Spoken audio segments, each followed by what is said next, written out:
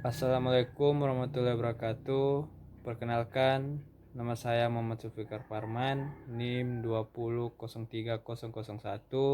Di sini saya akan menjelaskan tentang proses pengolahan migas.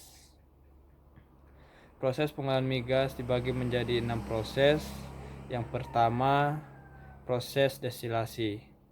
Destilasi merupakan pemisahan fraksi-fraksi yang terdapat di minyak bumi, di mana pemisahan fraksi tersebut berdasarkan pada perbedaan titik didih. Proses ini biasanya dilakukan pada sebuah wadah tabung tinggi yang kedap terhadap udara. Awalnya, minyak mentah akan dialirkan ke dalam tabung tersebut dan kemudian dipanaskan dalam tekanan 1 atmosfer pada suhu 370 derajat Celcius. Setelah itu, hasil dari fraksi-fraksi tersebut nantinya akan dipisahkan, di mana fraksi yang memiliki titik didih terendah akan menempati bagian atas tabung, sedangkan fraksi yang memiliki titik didih tinggi akan menempati bagian dasar tabung. Hasil dari proses destilasi ini antara lain adalah gas, bensin, minyak tanah, diesel, oli, lilin, dan aspal. Akan tetapi, semua hasil tersebut belum menjadi bahan siap pakai karena belum melewati tahapan selanjutnya. Dan yang kedua, proses cracking. Cracking merupakan proses pengolahan minyak bumi yang memiliki tujuan untuk menguraikan molekul-molekul besar senyawa hidrokarbon. Senyawa molekul hidrokarbon yang memiliki ukuran lebih kecil. Proses cracking ini biasa disebut juga dengan proses refinery. Dan lanjut ke proses ketiga, yaitu proses reforming. Reforming merupakan proses mengubah struktur pada molekul fraksi yang mutunya buruk menjadi molekul fraksi yang mutunya akan lebih baik. Proses reforming ini dapat dilakukan dengan menggunakan metode katalis atau proses pemanasan. Karena proses reforming ini bertujuan untuk mengubah struktur pada molekul fraksi, maka proses ini dapat disebut juga dengan proses isomerisasi. Dan yang keempat, proses polimerisasi dan alkilasi. Setelah adanya perubahan struktur molekul fraksi dilanjutkan dengan proses alkilasi, yaitu proses penambahan jumlah atom pada suatu fraksi sehingga molekul fraksi tersebut menjadi lebih panjang dan bercabang.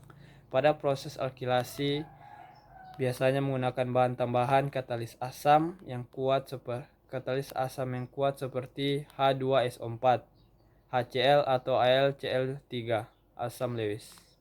Sedangkan proses polimerisasi yaitu proses penggabungan antara molekul-molekul kecil menjadi molekul-molekul yang lebih besar dalam sebuah fraksi sehingga mutu dari produk akhir menjadi meningkat. Jadi, pada tahap ini molekul fraksi akan melalui tahap alkilasi terlebih dahulu, lalu kemudian melalui tahap polimerisasi sehingga membentuk sebuah molekul fraksi yang panjang, di mana molekul fraksi tersebut mutunya sudah meningkat. Dan yang kelima, proses treating.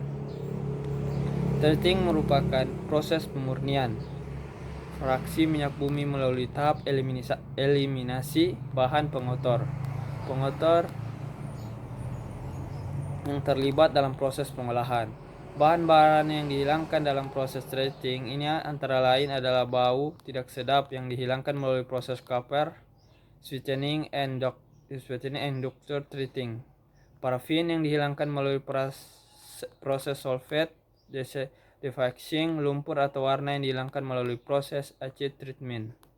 Aspal yang dihilangkan melalui proses despalting, dan terakhir belerang melalui proses desulfurizing. Inti dari proses ini adalah mengeliminasi bahan-bahan yang memberikan mutu dalam proses pengolahan minyak bumi ini sehingga hasil akhirnya nanti mutunya akan bertambah. Dan yang terakhir, proses blending. Blending merupakan proses yang dilakukan untuk meningkatkan kualitas produk siap pakai dengan cara menambahkan bahan-bahan aktif ke dalam fraksi minyak bumi. Salah satu bahan aktif yang digunakan adalah tetraethylate Tel ini merupakan bahan adiktif yang digunakan untuk menaikkan bilangan oktan bensin. Setelah melalui proses ini, hasil dari pengolahan minyak bumi mutunya menjadi lebih baik dan menjadi bahan yang siap pakai. Dan hasil olahan minyak mentah yang diolah sendiri nantinya akan menghasilkan bahan siap pakai untuk kebutuhan sehari-hari. Berikutnya berupa hasil olahan minyak bumi antara lain LPG, yang merupakan hasil pengolahan minyak bumi berupa gas cair yang memiliki unsur hidrokarbon ringan.